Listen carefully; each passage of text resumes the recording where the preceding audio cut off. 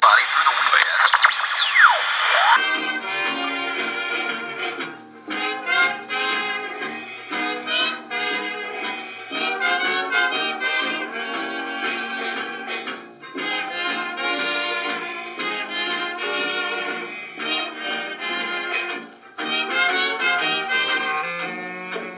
Welcome back to the OC. I'm your host, Stanley O'Callahan.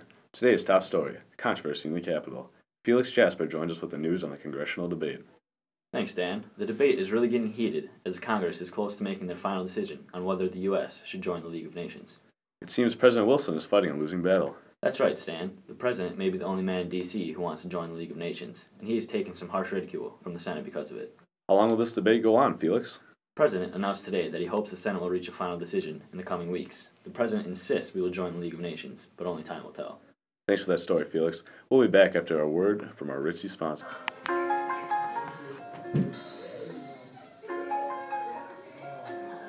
Times are changing. My old horse and buggy just isn't cutting it anymore.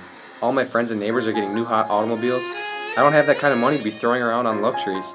Girls aren't looking at me anymore. This old piece of baloney. I need help. Someone, anyone. Please just give a man some help.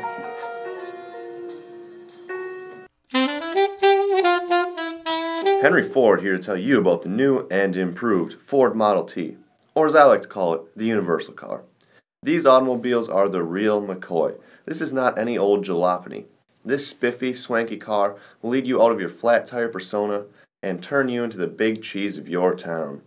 For only an easy $260, you can be cruising along the country roads at an electrifying 30 miles per hour while only consuming around 25 miles per gallon. The Universal Car can come in whatever color you wish, as long as it's black, of course. And for a younger generation, you will be the cat's meow, the bee's knees, and the newest drugstore cowboy in your town. Those flappers will just not be able to get enough of you. And just remember, kiddo, there's a Ford in your future. Welcome back to the OC. This just in from our reporters in Boston. Rising baseball phenom Babe Ruth has been traded to the New York Yankees. Now we go to our sports analyst, George Lennon.